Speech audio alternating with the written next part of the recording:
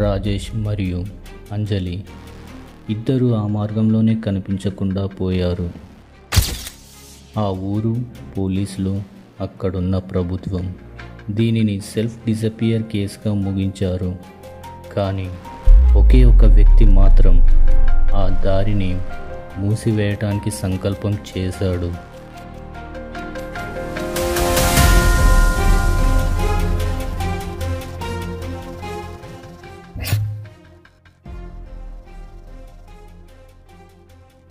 Hi friends, ఈ video చీకటి దారిలో సిరీస్ థర్డ్ పార్ట్.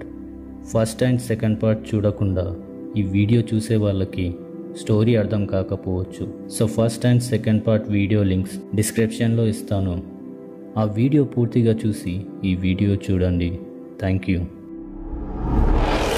ఒక మార్గం, ఓ చెట్టు, ఒక ఆత్మ. కానీ ఆ దారిలో నడిచిన వాళ్ళకి ఏమి కావాలో ఎవరికీ తెలియదు. వాళ్ళు వెళ్ళినది ఎక్కడికి అని ఎవ్వరూ చెప్పలేరు. ఒక ఋషి ఆ గ్రామానికి వస్తాడు. వృద్ధులు అతన్ని చూసి భయపడుతూ ఉంటారు. ఒక వ్యక్తి అతని దగ్గరికి వచ్చి చెప్తాడు, నువ్వు ఆ మార్గంలో మాటలు చెప్పినా, మంత్రాలు చదివినా ఆ దారిని గాత్రం వినదు. ఆమె నినాదమే అక్కడ మిగిలింది.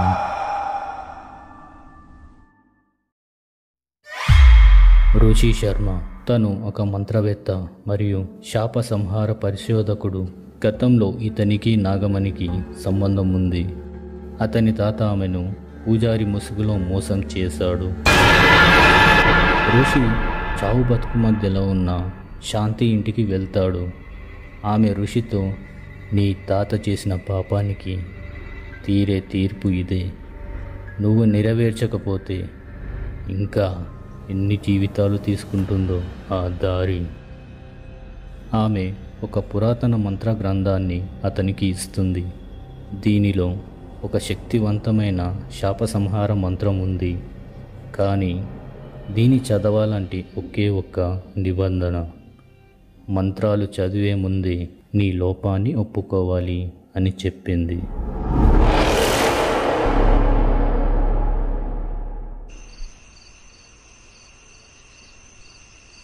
ఋషి పౌర్ణమి రాత్రి ఆ దారి దగ్గర హోమం మొదలుపెట్టాడు.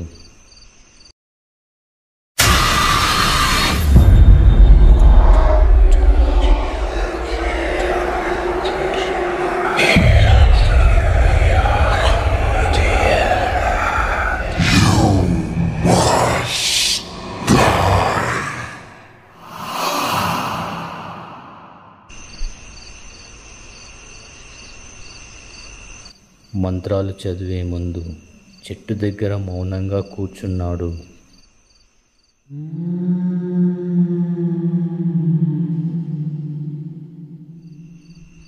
నాగమణి, నీకు న్యాయం జరగలేదు. కానీ ఇప్పుడు నేను నా కుటుంబపు తప్పుని ఒప్పుకుంటున్నాను. నా తాత నీకు మోసం చేశాడు. కానీ నేను నీ ఆత్మకు స్వేచ్ఛ ఇవ్వాలనుకుంటున్నాను.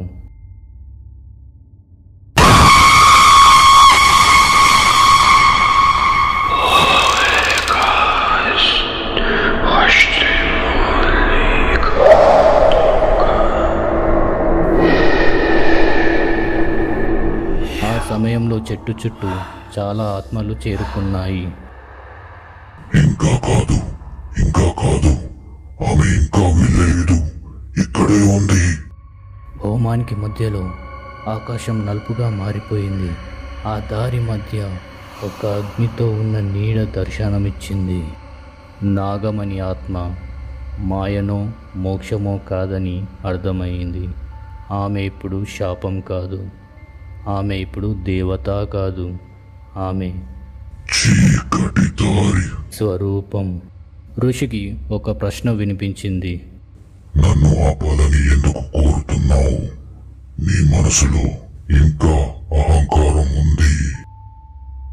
ఇది విన్న ఋషి ఒక చివరి మాట అంటాడు. నీవు శాపం అయితే నేను సత్యం. నీ బాధను నేను నీవుగా అనుభవిస్తా. నీవు ఒంటరిగా ఉండకూడదు. అప్పుడే ఋషి తలపై నిప్పు జ్వాలలతో ఆత్మ ఆవహిస్తుంది. అతని శరీరం ఈడ్చుకుంటూ శ్మశాన సమీపానికి పడిపోతుంది.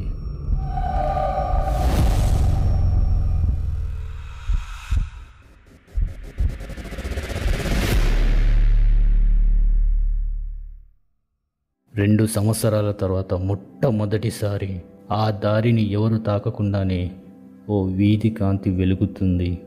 ఒక చిన్న పక్షి ఆ చెట్టు మీద కూర్చుంది. ఊరి వాళ్ళు చూసినప్పుడు అక్కడ ఋషి శరీరం కనపడలేదు, కానీ చెట్టు మీద ఇలా రాసి ఉంది: ఆమె ఇప్పుడు శాంతిలో ఉంది. ఆ దారి ఇప్పుడు ఒక మత పాఠమైంది. ఎంత చీకటిలో నడిచినా ఆకాశం ఎప్పుడు నల్లగా ఉంటుంది. అవును, నేను ఇప్పుడు జీవించను, కానీ నేను ఉన్నాను, చూస్తున్నాను. నన్ను వెతికే వాళ్ళే నన్ను వినగలరు.